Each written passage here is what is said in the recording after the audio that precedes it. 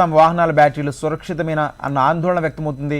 Electric వాహనాలకు demand పెరగడంతో మార్కెట్లో పదుల సంఖ్యలో విభిన్న రకాల ఈవీలను పలు కంపెనీలు విక్రయిస్తున్నాయి. కానీ 90% ప్రమాదాలు బ్యాటరీలపై అవగాహన లేకపోవడం, గంటల కొద్దీ ఛార్జింగ్ పెట్టి వదిలేయడం కారణంగా జరుగుతున్నట్లు ఎలక్ట్రిక్ బ్యాటరీ నిపుణులు చెబుతున్నారు. 2 రోజుల క్రితం రామంతపూర్లో ఏదైతే సంఘటన జరిగిందో అది చాలా దురదృష్టకరమైన ఉంటుంది. ఒక రకంగా చెప్పాలంటే దానివల్ల ఇంపాక్ట్ తక్కువనే చెప్పాలి. ఎందుకంటే అది జరిగినటువంటి పరిస్థితులు, అది జరిగినటువంటి చుట్టుపక్కల చూసినట్లయితే ఇంకా పెద్ద ప్రమాదం జరిగే అవకాశం ఉంది. ఎందుకు ఇదంతా జరుగుతుందంటే మీకు ప్రాక్టికల్గా ఎక్స్ప్లెయిన్ చేయడానికి నేనున్నాను. చాలా మంది ఈ రోజుల్లో పెట్రోల్ వాహనాల నుంచి, డీజిల్ వాహనాల నుంచి మెల్లగా విద్యుత్ వాహనాల వరకు మలుతున్నారు. అది చాలా మంచి పరిణామము, శుభమైనటువంటి పరిణామం. కానీ అక్కడతో ఎలా చేస్తున్నారంటే కొన్నవంతు వరకు వెహికల్స్ కొంటున్నారు. కానీ ఈ ఛార్జింగ్ అనే దగ్గరకు వచ్చేటప్పటికి మళ్ళీ మన ఇండియన్ మెంటాలిటీ ఏంటిది, చీప్గా ఏదైపోతుందా సరే అన్నట్టు.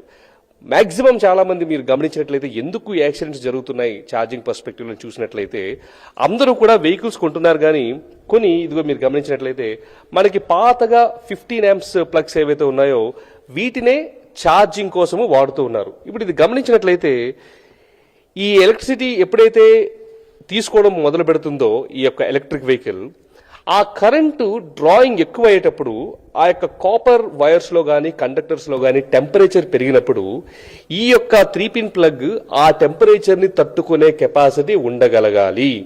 ఈ 3-pin ప్లగ్స్ ఏవి కూడా ఎలక్ట్రిక్ వెహికల్స్ ఛార్జింగ్ కోసం డిజైన్ చేయబడినవి కాదు. ఇవి మన ఇళ్లలో ఉన్నటువంటి టేప్ రికార్డర్స్ గానీ, టీవీస్ గానీ ఇలాంటి హోమ్ అప్లయన్సెస్ కోసమే చేయబడింది. గ్రేటర్ హైదరాబాద్ లోనూ ఎలక్ట్రిక్ వాహనాల సంఖ్య రోజు రోజుకు పెరుగుతోంది.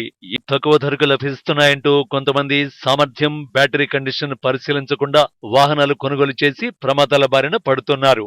ప్రతి ఒక్కరికి అందుబాటులో ఉండేటటువంటి పరిస్థితులలో ఒక యూనివర్సల్ ఛార్జింగ్ పాయింట్ ని తీసుకురావడం జరిగింది.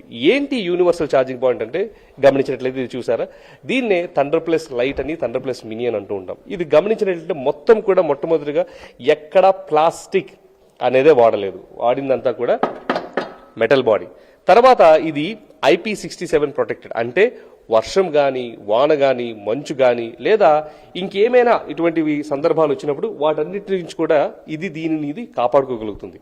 అంతేకాకుండా మీరు ఈ యొక్క ప్లగ్ని చూసినట్లయితే వీటిలో ఉన్నటువంటి ఈ కాపర్ ప్లగ్స్ ఏవైతే ఉన్నాయో అవి చాలా స్ట్రాంగ్గా, దీనిని ఇండస్ట్రియల్ ప్లగ్స్ అంటారు. అంటే ఎంత కరెంటు తీసుకున్నప్పటికీ కూడా ఆ యొక్క ఉష్ణోగ్రతను తట్టుకునేటటువంటి శక్తి వీటికి ఉంటుందన్నమాట. అంతేకాకుండా పొరపాటున ఏదైనా జరగడానికి జరుగుతోంది అన్న టైంలో మనకి మాన్యువల్ ఎమర్జెన్సీ స్టాప్ అనేది ఇవ్వడం జరిగింది. కొందరు తక్కువ ఖర్చుతో ఎలక్ట్రిక్ వాహనాలు అందిస్తామంటూ నాణ్యత లేని బ్యాటరీలు బిగించి అమ్మడం వల్ల ప్రమాదాల సంఖ్య పెరుగుతోన్నట్లు ప్రాథమిక విచారణలో అధికారులు గుర్తిస్తున్నారు. మేనేజ్మెంట్ సిస్టమ్ లోపాలు ప్రమాదాలకు ప్రధాన కారణమని టీఎస్ రెడ్కో అధికారులు తెలిపారు. ఏఐ క్యాట్ టెస్ట్ చేసిన సర్టిఫికెట్లు పరిశీలించాలని ఎలక్ట్రిక్ బ్యాటరీ నిపుణులు సూచిస్తున్నారు.